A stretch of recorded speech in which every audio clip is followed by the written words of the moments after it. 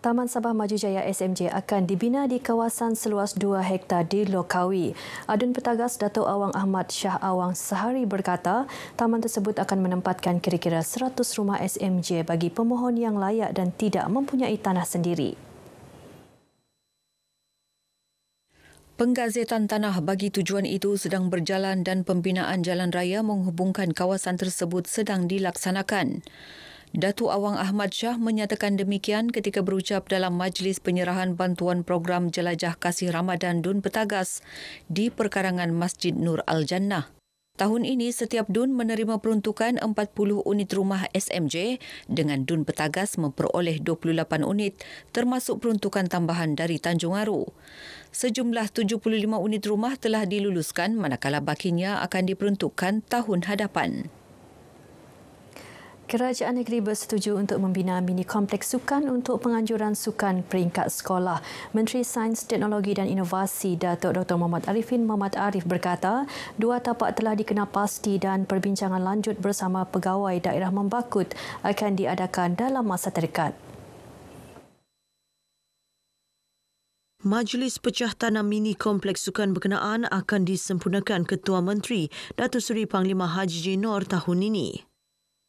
Mini kompleks sudah saya bawa ke kabinet dan pada dasarnya kerajaan negeri telah bersetuju dan peruntukannya akan dibawa kepada ASP nanti bulan 6 dan selepas itu kita akan proses berkenaan di Kementerian Kewangan.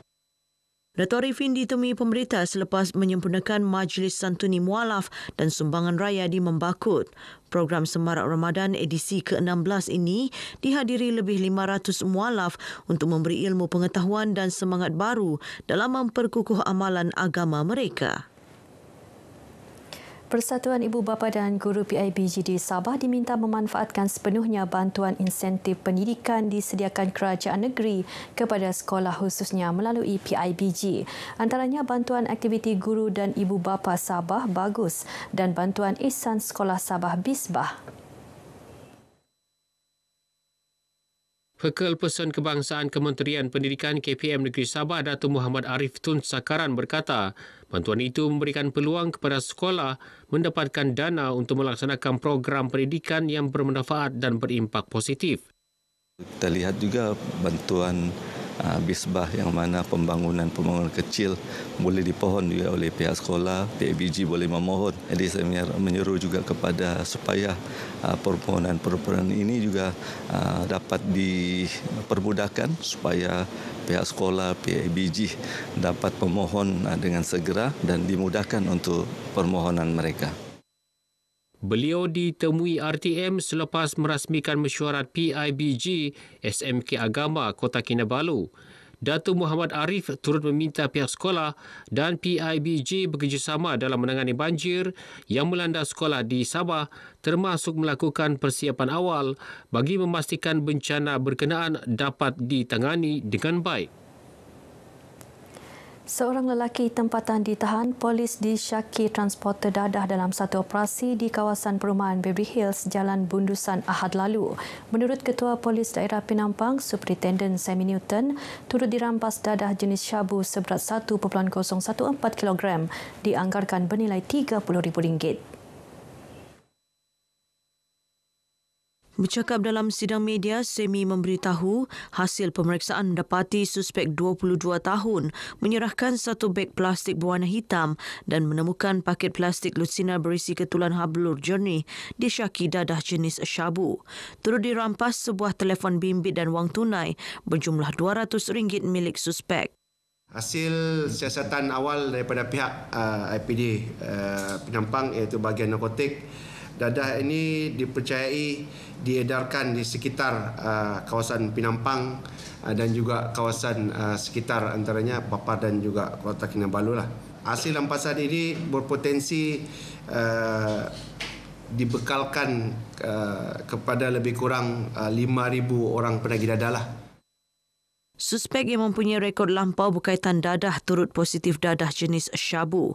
Kes disiasat bawah Seksyen 39B Akta Dadah Berbahaya 1952. Menjelang Aidilfitri, pejabat DUN Kukusan kembali mengukir senyuman di wajah keluarga asnaf terpilih melalui program beli belah baju raya sekeluarga. DUN Kukusan Datuk Rina Jainal berkata setiap tahun pihaknya akan mengenal pasti keluarga yang layak untuk disantuni. Program seumpama ini untuk beri satu sokongan, bukan sahaja sokongan moral, tetapi juga sokongan untuk memberi semangat kepada anak-anak mereka ini bahawa kita ada mempunyai komuniti yang turut mengambil perhatian, turut prihatin terhadap nasib-nasib mereka yang kurang berkemampuan. Rina ditemui pemberita dalam program kongsi kegembiraan santuni keluarga asnaf di Tawau. Beliau berharap lebih ramai golongan berkemampuan tampil berkongsi rezeki, membantu mereka yang kurang bernasib baik. Mudah-mudahan murah rezeki. Saya tidak pernah membeli baju budak untuk budak kalau hari raya sebab saya tidak mampu betul. Terima kasihlah banyak-banyak, Datuk. Dua keluarga asnaf disantuni dalam program ini dengan pembelian pakaian raya.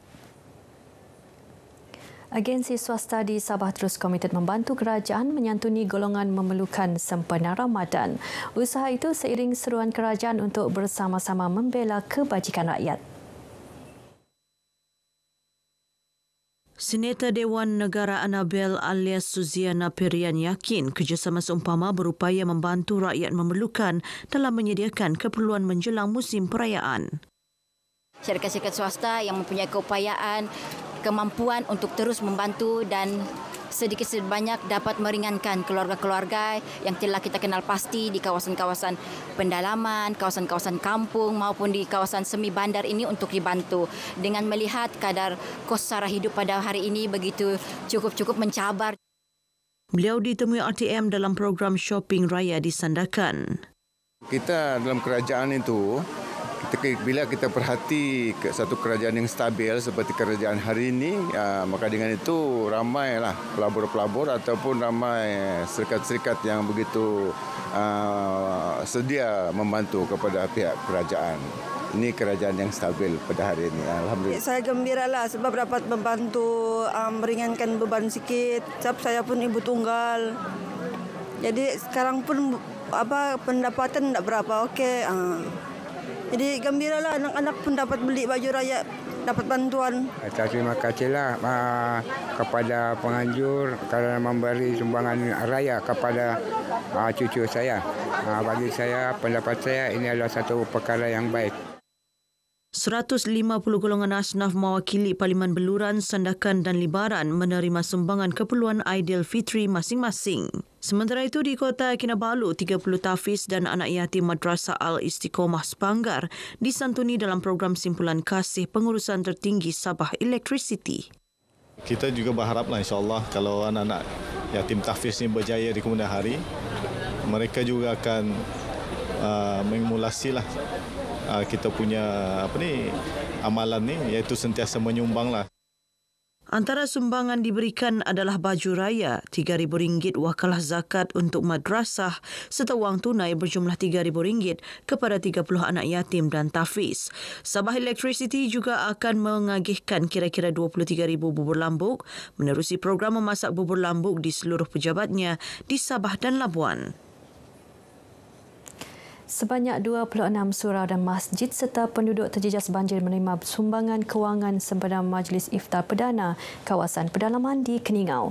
Sumbangan daripada Pertubuhan Kebangsaan Sabah Bersatu USNO itu disampaikan Presidennya Tan Sri Pandikar Amin Mulia yang juga Timbalan Pengerusi Gabungan Rakyat Sabah JRS.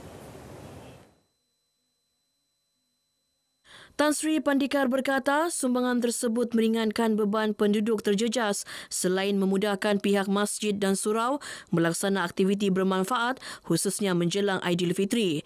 Beliau menyatakan demikian dalam penyerahan sumbangan dan majlis berbuka puasa di Dewan Sekolah Menengah Kebangsaan SMK Kenhua Keningau. Lebih 1,000 orang daripada daerah Tambunan, Keningau, Nabawan dan Tenom hadir dalam majlis ini.